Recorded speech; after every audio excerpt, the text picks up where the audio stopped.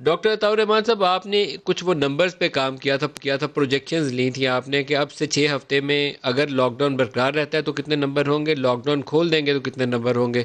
आज डिसीजन हो गया आत्मी तौर पे कि हफ्ते वाले दिन से खुला जाएगा। अब आपकी प्रोजेक्शंस क्या जाहिर करती हैं?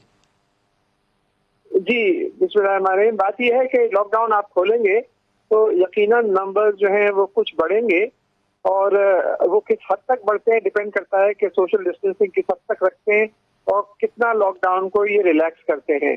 कुछ और ममालिक में भी यही किया जा रहा है, जैसे कि नॉर्वे ने तय किया है कि 20% वो खोलते जाएंगे हर 15 दिन बाद। तो ये एक एक्सपेरिमेंट नॉर्वे कर रहा है। स्वीडन ने भी यही किया है कि उन्होंने भी रिलैक्स किया है लॉकडाउन को, उन्होंने कहा है कि ये नहीं कर सकते। यूरोपीय ममालिक भी कुछ इसी तरह कर रहे हैं। हमारे यहाँ कुछ एसेंशियल इंडस्ट्रीज को ये खोल रहे हैं जो कि जरूरत है, और कुछ शॉप्स को खोल रहे हैं।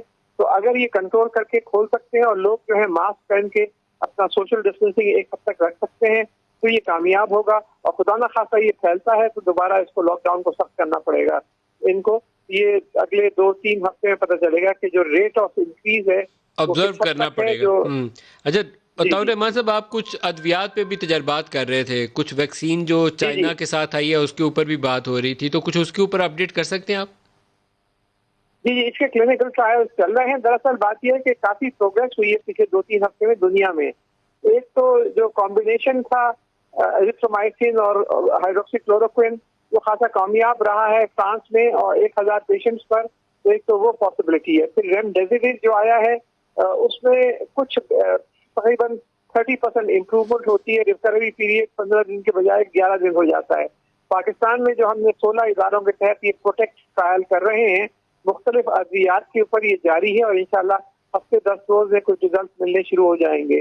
चाइनीज जो हर्बल ड्रग्स हैं उनमें यकीनन बहुत उम्मीद है उससे, और ग्रैप को अप्लाई कर रखा है अप्रूवल के लिए कि यहाँ भी इजाजत दें, क्योंकि चाइना ने तो बहुत कामयाबी से उसको इस्तेमाल किया है एक और एक बात और फायदा रहा बता है दें। उसका। आजकल एक यूके के डॉक्टर साहब हैं, उनकी वीडियो पूरी दुनिया में घूम रही है और लोग उसके ऊपर सवाल पूछ रहे हैं। वो सेना सेना मक्की भी उसको बोलते हैं। वो कहते हैं उसका कावा बना के उसको इस्तेमाल करें तो वो उससे अफाका होता है। वो हेल्पफुल है किसी सूरत में गले के लिए या आपके लंग्स के लिए? जी जी, सना मक्खी यकीनन हेल्पफुल है। उसके अंदर एक कॉन्स्टिट्यूएंट है जो कि इन्फ्लुएंजा के अंदर एंटीवायरल एक्टिविटी पाई गई है उस कॉन्स्टिट्यूएंट में।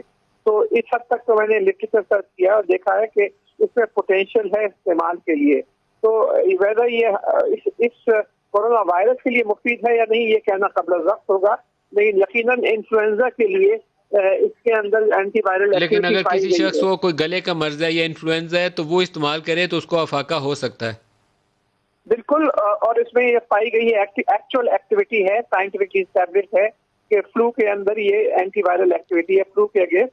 तो इसमें मुजायका नहीं है इसको इस्तेमाल करना। इसकी बिल्कुल चाय सही। बना के जिस तरह वो कह रहे हैं तो कोई मुजायका नहीं है, बिल्कुल इस्तेमाल करना चाहिए।